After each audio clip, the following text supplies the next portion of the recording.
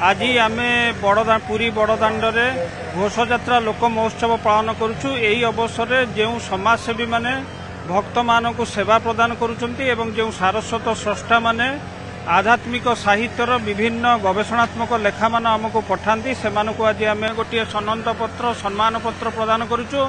जो पत्र भितर सूचना देउचु वसुदेव कुटुंबकम अर्थात ये संसार होउची गोटे परिवार सदस्य एवं यही परिवार रे आमे समस्ते संपर्कीय भाव रहीचु। ये बड़दाण्ड होउची विश्वर बड़ परिवार एवं गोटे बड़ घर बड़दाण्ड होउची गोटे बड़ घर।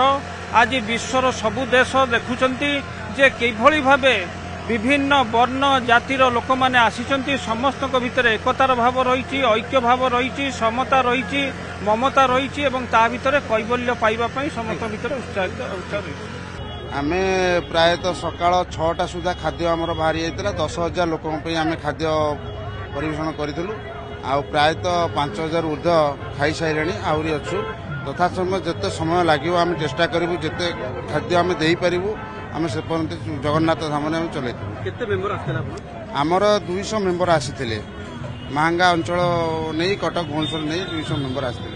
पवित्र रथयात्रा उपलक्षे मु अगणित भक्त मान मो तरफ शुभेच्छा और आम संगठन पक्षर अभिनंदन जनइबी। आज जो कार्यक्रम एक नियारा कार्यक्रम एटा इतिहास रे संगठन प्रति गोटे लिपिबद्ध होकर रहिबो।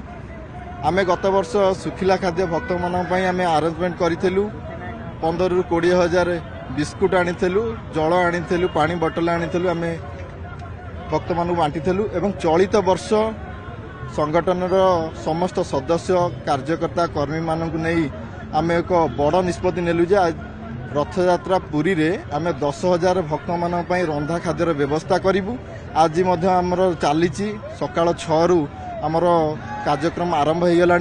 वर्तमान सुधा आमर 5,000 ऊर्ध्व लोक प्रसाद सेवन कर सारे।